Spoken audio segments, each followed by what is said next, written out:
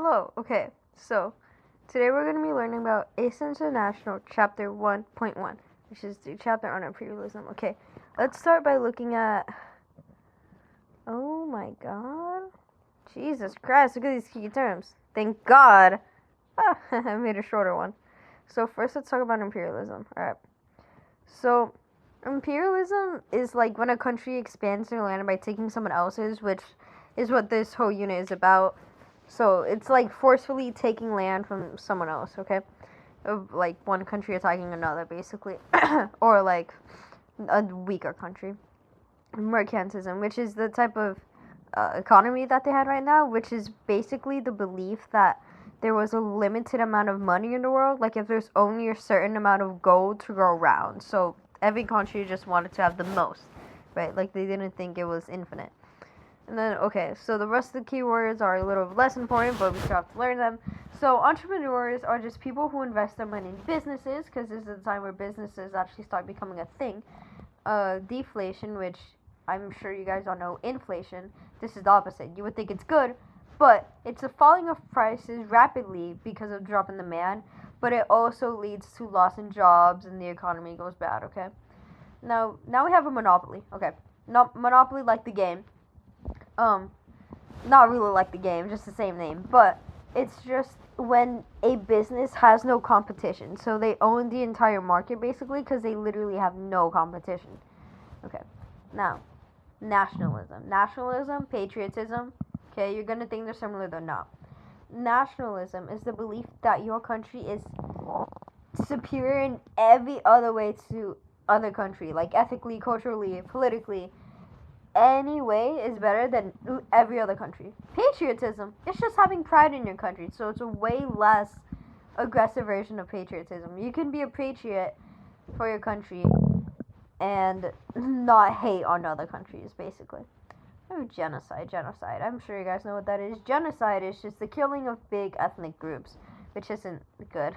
So it's just a big killing of the whole like a whole religion and like race. Terrible thing. Now racism, basic one. Now racism is believing in one race of people like one race is better than others, which is obviously very, very wrong. Okay. So first, let's talk to this guy. See this little cat right here? He has an idea. More land, more money. So this guy, he's gonna become an imperializer. Okay, now this guy, he looks innocent, but I promise you, this is not an innocent cat, okay? He's actually really evil, okay? This is a terrible plan, okay? More money, more money. I mean, more land, more money. Terrible. So, but why would he think this? How would they start imperializing? Okay, so let's go back down to this little cat over here. He found out how to make machines, which is very important for this time, because they learned how to make machines to make stuff instead of hand making stuff. So the machines lead to them making factories, which leads to businesses. This is the start of imperialism, okay? We're just turning into this is the Industrial Revolution, right? And now, let's go down here to another reason.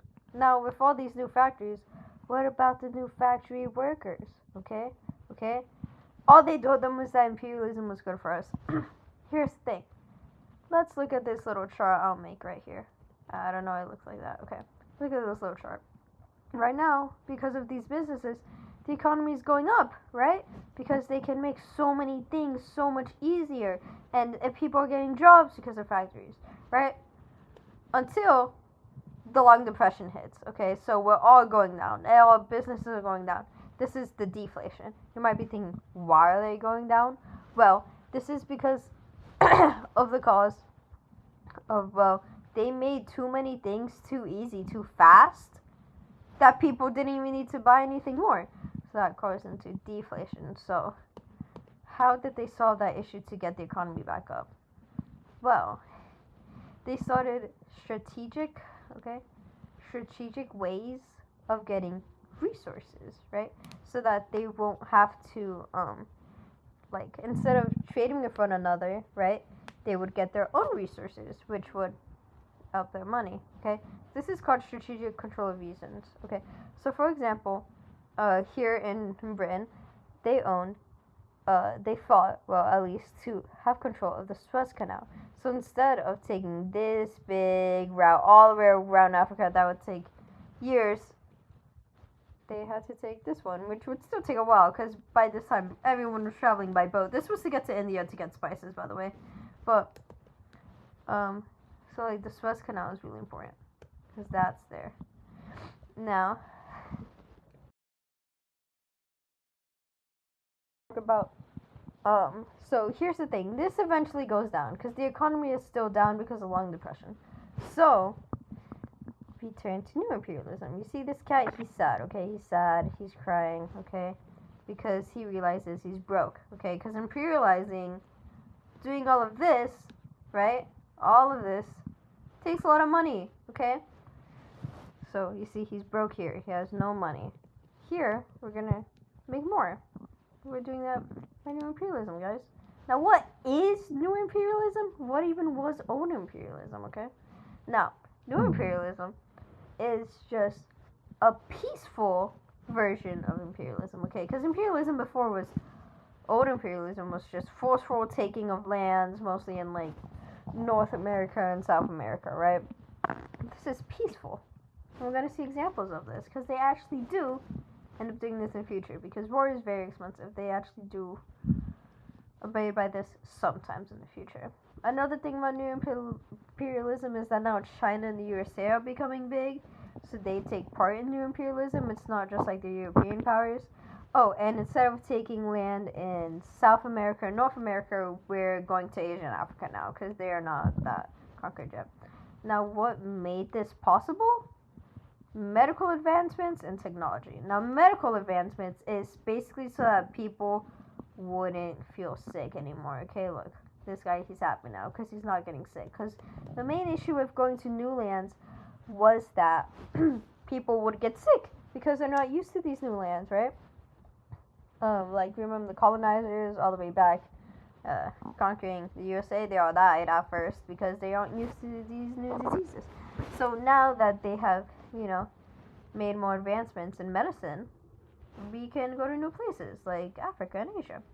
And technological advancements. Okay, now we just have boats and trains and just like more stuff like telegraphs. Ooh, fancy. Now, this leads to the big scramble for Africa, okay? Now, scramble for Africa. Let's take a zoom in this. This is before the scramble. You could see all of the little countries and uncharted territories, okay? Right, there's so many. Now, you can see it after. So basically, the United Kingdom, okay, UK, the British, took so much land, and it looked like France took a lot too, but the British had more, trust me. But I mean, France was also really big, and so the European powers basically took all of Africa, and this was good and bad. Now let's start with the good reasons, okay? So they developed government systems, right? They provided education for the Africans. Because they were much more advanced than the Africans in technology, because remember, this is back in the, like, 1800s, okay? That, like, things only spread when they brought them to new countries, because they didn't have Wi-Fi yet, okay? So they provided new education for the Africans. They created systems of transportations, like, you know, I told you, the roads, the railways, you know, telegraphs, whatever. They made, like, water, sanitation, so they made them healthier, too.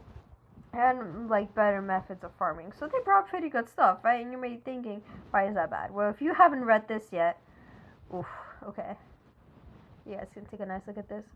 So, they lost a lot of culture and languages because while making the borders of wherever they were going to take Africa, I'm not sure. Let's look back at the map here.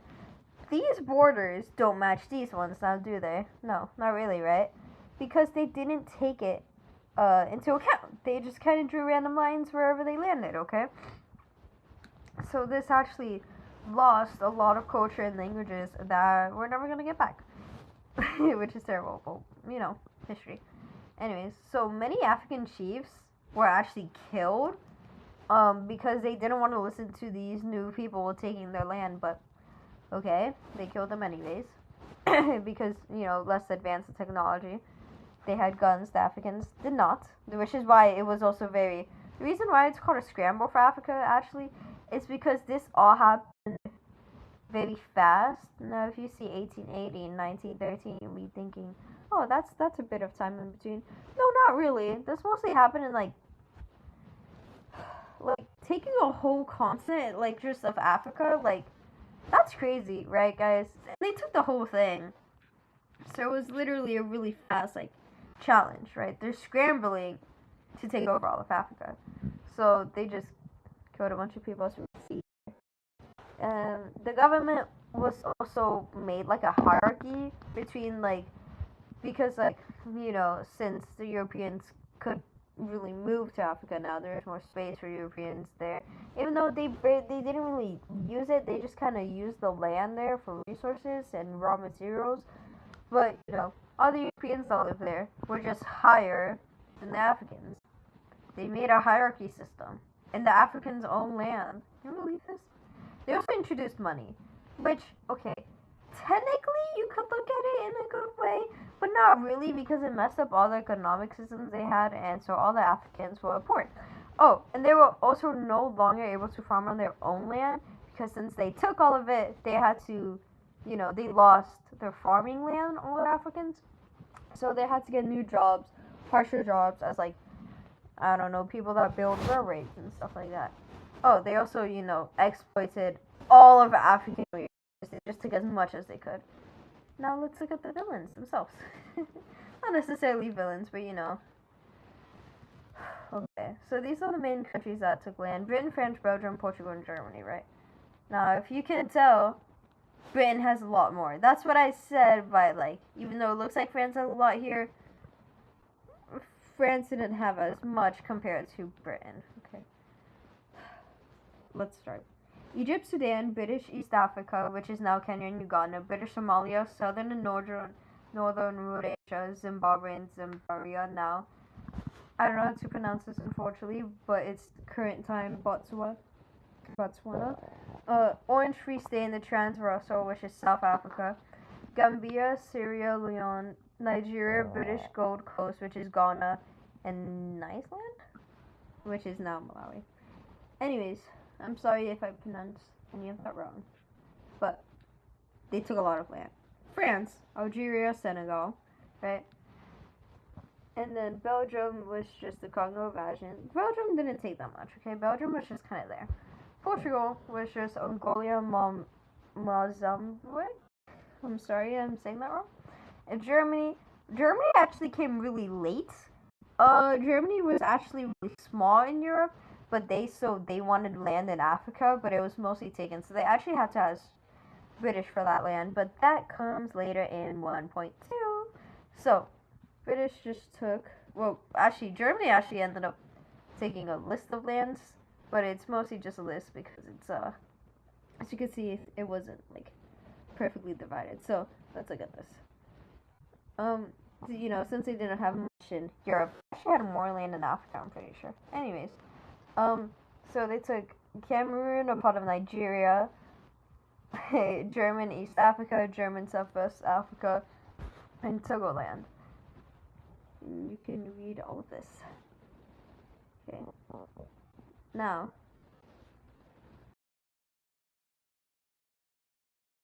all for chapter 1.1 of imperialism. Next video is going to be Aice International chapter 1.2 of imperialism, which is how imperialism, affected the relations of nations. But that's all for today, guys. Thank you for watching, and come back